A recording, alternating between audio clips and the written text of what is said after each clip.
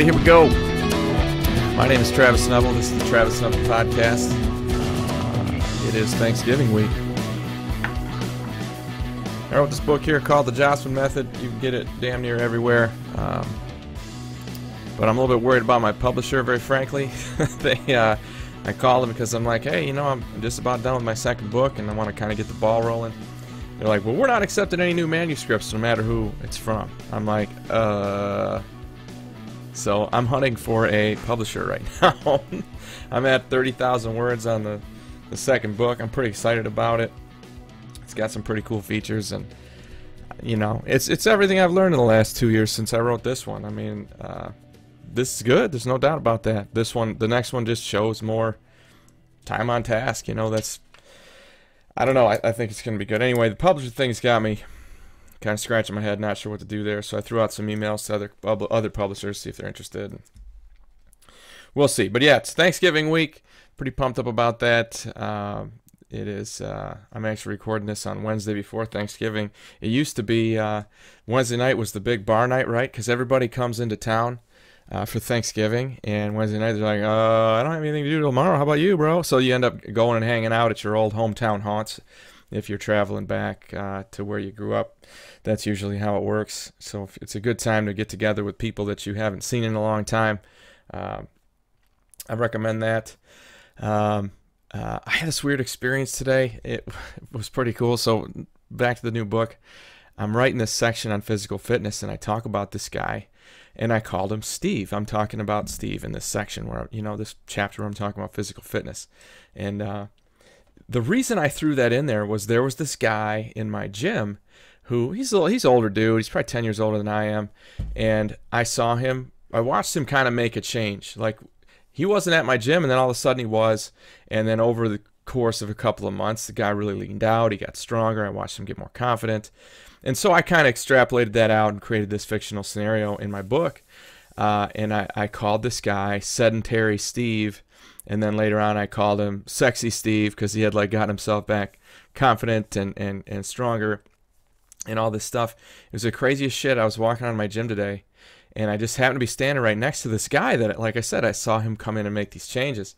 And, you know, I'm like, hey, man, how's it going? And he introduced himself. Fucking guy's name's Steve. It was crazy. I couldn't fucking believe that shit. Quite a coincidence. That's not ironic. That's just a coincidence, but it's a pretty cool one out of all the names that this dude could have. My man's name is Steve. Turns out we got a lot in common. The guy likes, you know, he's talking about hunting. He works on cars. He's like this kind of a man's man, and that's good shit. So said he likes podcasts. I let him know that I do this, but we'll see if he comes around and ends up watching. But anyway, weird ass coincidence that the guy that I had already written all about in my book and created this big kind of fictional life for him, I meet the guy who inspired that, and his name's the same fucking name I came up with. So I don't know, just got lucky there, but not that I would have changed it. Anyway, in the process of working on the second book, I've got a close friend that's really, really intelligent. He's one of the few people that I meet that I'm like, man, that guy's smarter than I am. That being the case, and I know that he's got a lot of interest in the kind of things that I am interested in with regard to what I write about.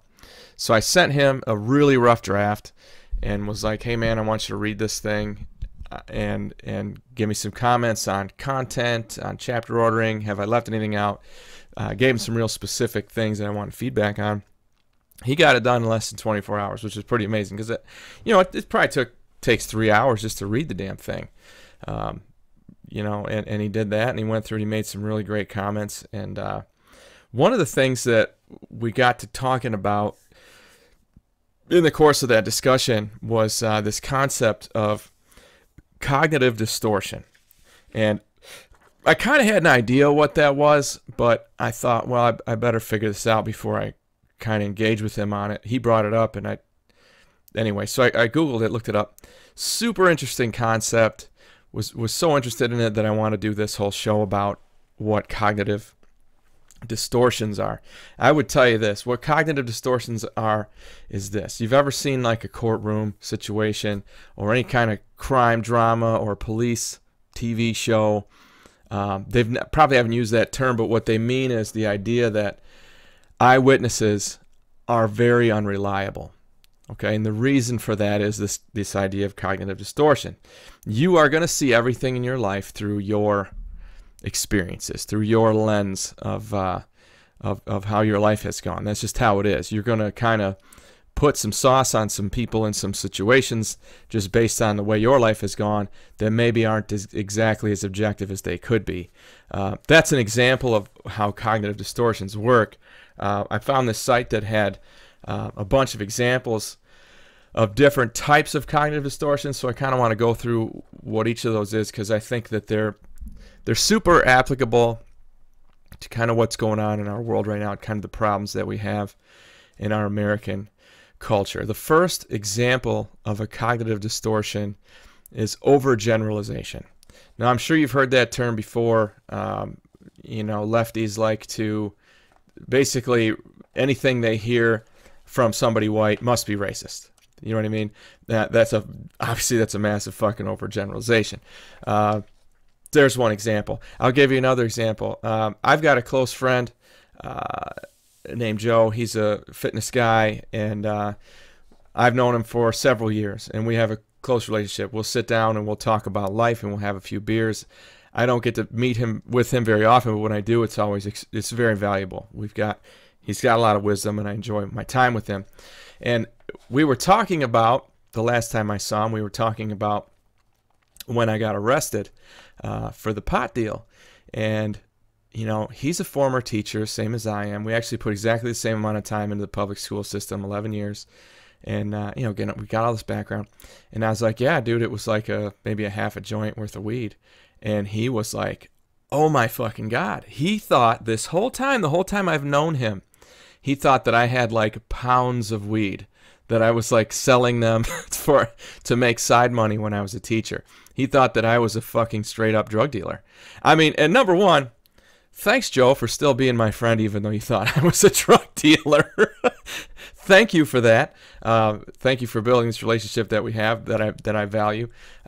But no, man, it was a small amount of pot. But he was shocked about that, and I think that on his end, that was an overgeneralization. Well, if Travis was in the news, if he was in the newspapers and he's all over the internet for getting arrested for pot, well, it can't have been just a tiny little amount. It must have been a very big deal. Why else would it be everywhere? Well, him as a teacher, I'm surprised he didn't get to this conclusion, and that's hey man, when you're a teacher and you do anything, you're gonna be, or a cop or a fireman, you do something wrong, you're gonna be all over them. You're gonna get fucking smeared. Yeah, I was on the front page of 3 different newspapers. My mugshot, front page, above the fold, back when newspapers meant something.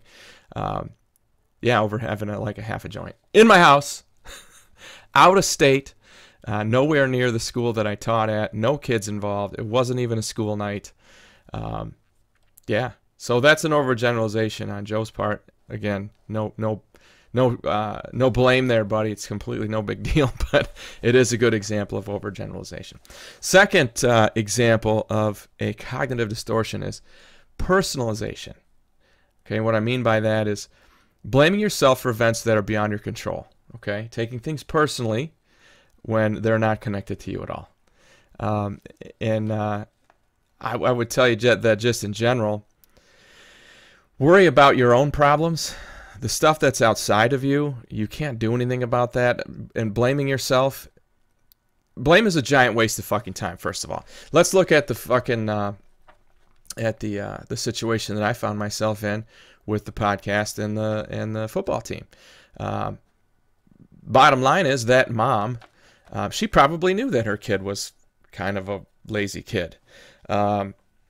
Or at least she didn't want to admit it to herself, so she needed someone else to blame for that, for the fact that there are people who look at your kid and go, your kid just isn't that good.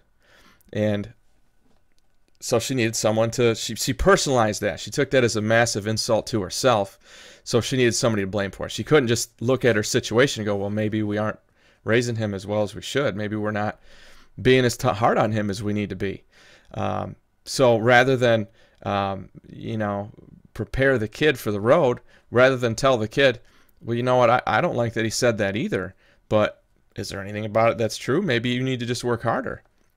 I'm sure that conversation never fucking happened, and I'd love it if it did, but rather than that, like moms do, she went out and decided to go on a witch hunt, and that's how that went. And I don't blame her. Whatever, that's what moms do. You know, that's how that works. But I think you're fucking your kid when you do that. Now, on a side note, now I watched that kid play football against us, and fucker can play. I mean, he was everywhere on both sides of the ball. I was really impressed. That kid can play. And I'm not going to tell you that I had anything to do with that, because I didn't. But maybe, just maybe, that situation motivated him some. Maybe it did. I don't know. But anyway, that's personalization. When you take things outside of your control and blame yourself for them, what you do after that is almost always ridiculous. Next item, catastrophizing. I'm sure you've heard this before, and that's, of course, blowing things out of proportion, you know, dwelling on the worst possible outcomes for any situation. Man, I've been there. I've catastrophized after, you know, like I said, got arrested, lost my job, lost my career, got divorced all within a couple of weeks there, lost my home, bunch of friends. Easy to feel catastrophized in that situation. I would tell you that there's a pretty good, there's a bunch of ways to address that. And of course, I wouldn't know these ways had I not gone through that. But number one, bads are good. Okay? When you fucking fail, you have no idea how much opportunity there is there to fucking do great shit. I don't care what you failed at. You're either going to get way better at it, or you're going to go do something different. But in either way, it's an opportunity to be fucking awesome. You do need to calm the fuck down. You know what I mean? That's the first thing you got to do, is calm down. And you know what? If you're looking at a situation, you're catastrophizing before it even happens. If you're worried, if you just say, let's just say you're worried about it. This might happen. Oh shit. Well, why don't you think it through? All right. Well, if this stuff all does happen, what will I do? How will I handle that? Well, I'll do X, Y, and Z. And you know what? That's not that bad. And then all of a sudden, it doesn't seem so catastrophic, whatever it is that you're worried about. You know what I mean? It's still perspective. You know, you'll be all right.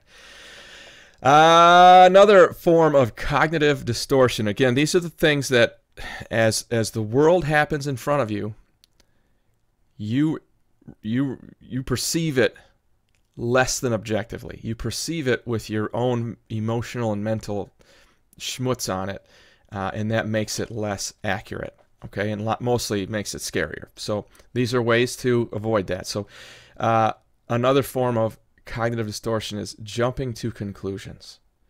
Yeah, and this is where I put up the jumping to conclusions, Matt. Let's see if I can get that up here. It'll be right there. See if I can get a picture of that from the movie Office Space. Pretty simple. I think that basically the entire internet is a bunch of people jumping to conclusions. You know, I think the internet in general, social media in general, it's just a giant, like, dorm room bitch session. A bunch of people who have no fucking idea what they're talking about and no life experience, coming up with these worst possible conclusions. You know, blowing everything out of fucking proportion. I used to tell this to my the kids that I taught in high school. If you're going to cite a source, okay, any kind of source, and you want it to be objective, and you want to feel like the information in it is somewhat accurate, that source, if it's probably a website, it better end in .org or .edu. If you're citing sources that end in .com or .net, you know what that com stands for? Most people don't fucking know this, but com is short for commerce.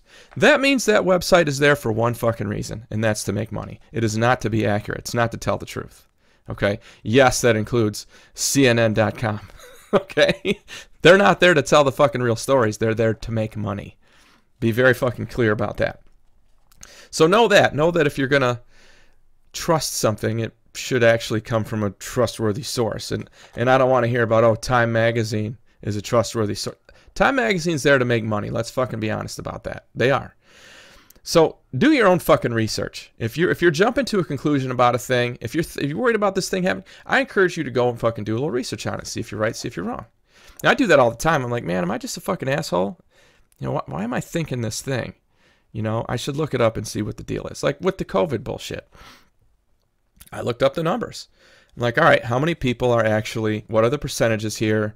How much of this is coming from, you know, pre-existing conditions? And what I kept finding out was that influenza kills more people every year than COVID does. When you take out all the bullshit numbers, when you take out all the people who were going to die from the next time they had a cold anyway, when you take out all the people who are 450 pounds and have type 2 diabetes and all these problems, when you take out all the lifetime smokers, when you take out, all the people who got in a bus accident but they were coughing right before they died, must have been COVID. When you take all that shit out, which isn't too tough to do if you spend a little time to really do the research, I'm just shocked that the government has done what they've done to us with regard to this shit. It blows my fucking mind. So yeah, don't jump to conclusions. Go do your own fucking research. Don't trust basically anything you see on a screen. Okay? If it's coming to you on a screen, it's not honest. If you go find it on a screen and you're looking in the right places, then it'll probably be honest, okay? That's how you avoid jumping to conclusions. Emotional reasoning is another cognitive distortion. Emotional reasoning. If you don't know the difference at this point between your feelings and your fucking thoughts, holy fuck, you need to grow up. Like, I talk all the time about your heart and your mind, okay?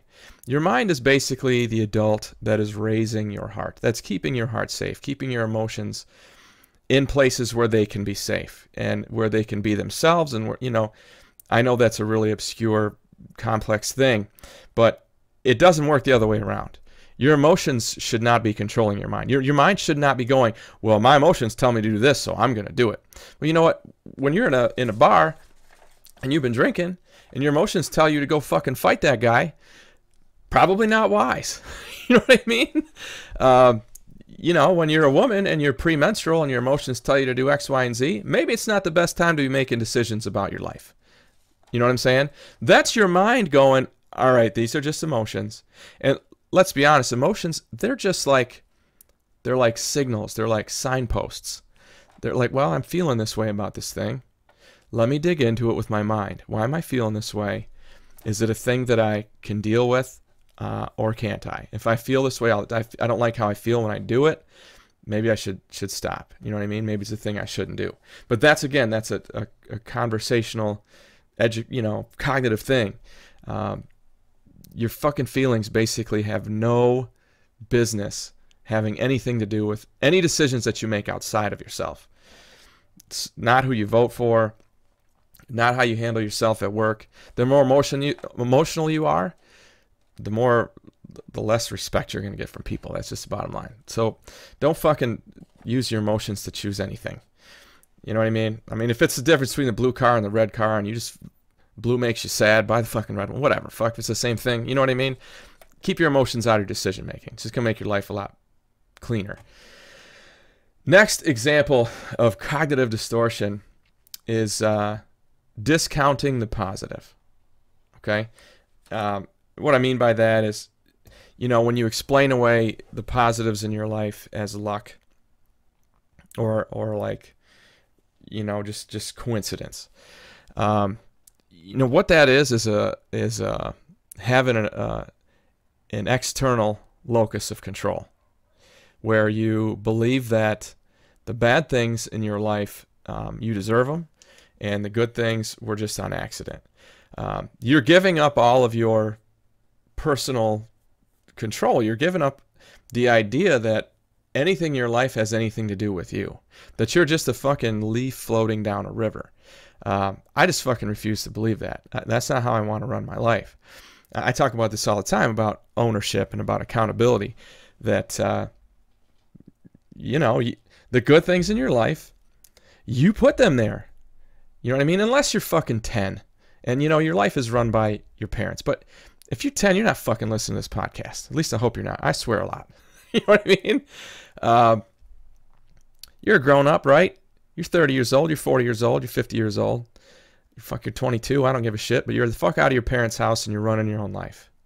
That means that when you go to bed at night, you probably put those sheets on there and you cleaned them. You probably bought that bed that you're sleeping on. The reason you're tired is because of a bunch of work that you did that day. You know what I mean?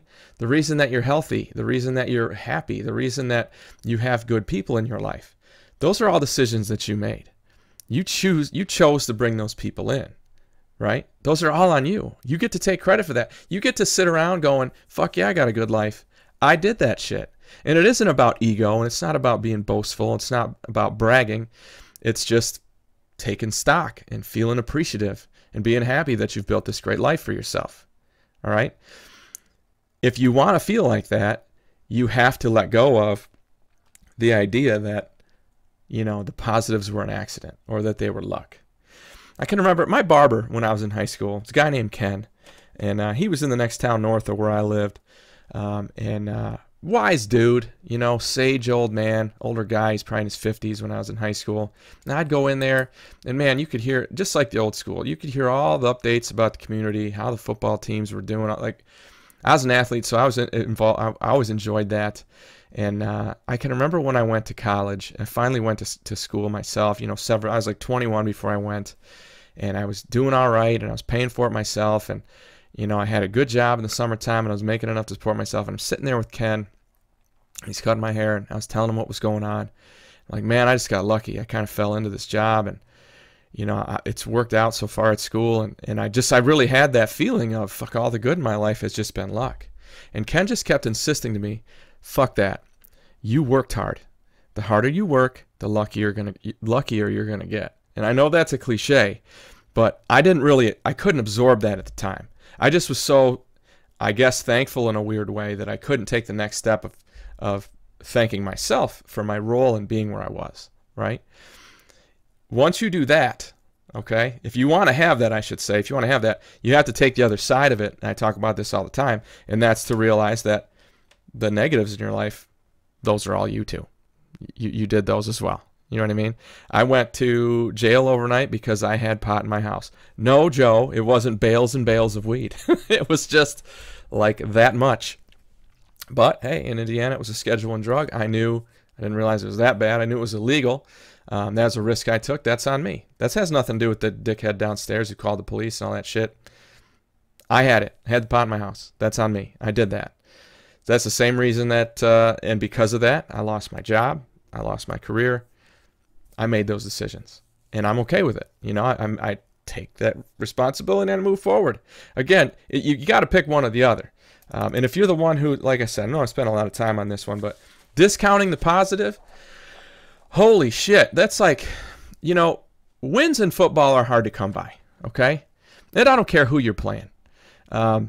If you got a win, you should celebrate that shit, and you should be happy about it because you worked hard all week. Shit, you worked hard the whole offseason. You probably worked the previous weeks, previous games just as hard. That's why you won. It wasn't just an accident. It wasn't just lucky. Again, the harder you work, the luckier you get. Ken was right. And especially in football, that fucking ball's got a funny shape. That fucker bounces a lot of different directions. And it's crazy how the harder you work, the more it bounces your way. Okay, and life is exactly the same as that. It's true. You can't discount the positives. The harder you work, the luckier you get. That is a fucking fact. Thank you, Ken the Barber. Rest in peace, my friend. I hope you're playing golf and drinking beer wherever the hell you are. Let's see. Here's a big one. This is another cognitive distortion. Should statements. Should statements. Now, should, I don't think. It is the most judgmental fucking word there is when applied outside of yourself. Now, you want to sit around on a Saturday. My buddy Mike, I hung out with him last weekend. Great dude. And he struggles to relax. He always wants to be busy. He always wants to do things. But thankfully, when he gets to my place up north, the guy can cut loose. He can relax. He can enjoy himself. And I love watching it. Because I know how hard he works. But I know that the voice in his head when he's at home and he's trying to enjoy his Sunday watching football is, you should be doing this. You should be doing that. You shouldn't be here. You should. When you self-apply the term should, it'll make you uncomfortable. It'll make you unhappy. But it'll probably make you productive, at least. You know? So it's not all bad. But when you apply it outside of yourself, you tell someone else they should be doing a thing, or they should think this way, or the world should work that way. First of all, you are engaging in an act of futility, a pursuit of futility. That's never going to fucking happen. You can't control the shit outside of yourself unless you're the fucking boss. You know what I mean? I had this conversation with a very intelligent woman on over Facebook via some of my writing. And she's got this concept of fair and wanted me to include this idea of fairness in my new book. That's why I'm throwing out little sections, publishing little sections of it to try to get some feedback to see how it's going to go. It's just always good to get fucking feedback. You know what I mean? I might listen, I might not. And she was really focused on this fairness thing, it seemed like. And I was thinking to myself, I don't give a fuck if the world is fair. I'm not going to say that it should be. I know what the world is, and I'm going to go get mine. And that might sound really selfish, but that's all I can control. I'm gonna hustle hard. I'm gonna work hard. I'm gonna make money. I'm gonna put myself in a good position. I'm gonna continue to run this podcast. I'm gonna continue to write books. Hopefully, I'll be inspired to write another one after this one's done. That's what I'm gonna do. I don't give a fuck if the world is fair, and there certainly is no should about it. Should ends up ending in like socialism, and that's fucking terrible. I mean, right? I mean, define fair. Are you talking about equality of opportunity, or are you talking about equality of outcome? Because I'll tell you what, we don't really have either one. But the bottom line is that you can't control that. There's nothing you can fucking do about it unless you're in the government. You know what I mean? And you're not. And I would tell you that equality of opportunity, do we have that in our country? I think it's incredibly important to have that, but I would tell you at this point, equality of opportunity isn't a thing. I think it's overcompensated itself. I think that, I don't know. Yeah, let's just say that you do. I don't think equality, there are no laws respecting anyone's religion or color or race. There are no policies or anything like that. You can go get any job you want. You can go do anything you want, no matter what you look like, no matter who you are. And as long as you behave right, you can do the job, right? So that's equality of opportunity. Equality of outcome, that'll never be the same. And I hope it never is, because the hustlers should get the fucking rewards. The people who work hard should make more money. The people who bust ass should have a nicer house than the lazy fuckers. That's how the world should work. In my mind, that is equality of outcome. Hey, I'll tell you what, here's the standard. Work your ass off, this is what you'll get. You know what I mean? Don't work your ass off, you'll get this. Not, hey, don't work your ass off, sit around and stay home, the government will pay you to do it. That's not good. You know? Or, hey, oh my God, you started a business and you're making hundreds of thousands or millions of dollars. The government's going to take a bunch of that money because how dare you have all that money and not give it away to people who didn't earn it? You know what I mean? You know, like I said, that's socialism. Socialism is no fucking good. If you're using the word should outside of yourself, first of all, exercise in futility. You're not going to be able to change anything. You're just going to be frustrated all the time. And, yeah, you just don't do it. Just don't do it. If you're using should statements, like making yourself feel guilty by pointing out what you should or shouldn't be doing, feeling, or thinking, that's legit. Deal with yourself. You know what I mean? And I would encourage you in that case to have a little grace. Like, hey, you know what? Yeah, Travis, you should be writing the fucking preface tonight. Well, man, I need to relax too. If all I do is write for 12 hours today, I won't want to touch that shit for a week. So I got to back it. I got to have a maintainable pace. So sometimes that, you know, for me, that should voice gets ridiculous, and I'll just shut it down. I'll be like, you know what? Fuck that. I'm going to sit here and watch Yellowstone, and it'll probably inspire me to get going on something else tomorrow. You know what I mean? Like, when it's applied to yourself, sometimes it's good, most of the time it's bad. But applied outside of yourself, should statements, yeah, that's a cognitive distortion. You thinking, oh, the world should be this way, or people should think this way. You know, like I talk about in the episode I did about value projection, I talk about how my mom believes that the whole world is going to think the way that she thinks. Well, you know what? The whole world isn't super nice older lady who loves everyone and doesn't hate anybody ever and believes that there's no evil in the world. And not everybody thinks that way. Mom, I'm glad you do, because it makes you who you are. But not everyone thinks that way. And taking the next step and saying, well, people should think this way, just inappropriate. Keep that shit to yourself. It's none of your business. People will live the way they want to. And that's that. Anyway, cognitive distortions. Things that can fucking make you look at the world in ways that are inaccurate. I recommend that you dig into this. I recommend that you look into these ideas in yourself. Are you doing any of this stuff? Is it making your job harder? Is it making your relationship harder? Is it making some of your friendships more difficult? Is it making it more difficult to watch TV? You know what I mean? If it's taken away from enjoyment in your life, you got to fix it. You know, and that's definitely on you. You can't sit around going, well, the world should be this way, and then I wouldn't feel like that. Yeah, maybe that's true, that statement, but the world ain't changing, bro. You gotta change yourself. That's how it works. My name is Travis Neville. This is the Travis Neville Podcast. I wrote this book called The Jossman Method. You can get it every damn where. You can get it at my current publisher, which is Atlantic out of Ocala, Florida. They probably will not be publishing my second book because they're fucking in financial ruin, I guess. Wasn't because of me, I promise. I keep you updated on the book, and you guys have a great week. Enjoy your Thanksgiving. Enjoy watching the Lions get the shit kicked out of them like they do every year. Hey, it's a tradition. Enjoy it. Eat a lot of food. Relax a lot. Don't let should enter your mind. And enjoy yourselves. Have a great week. I hope today helps you to get your shit together.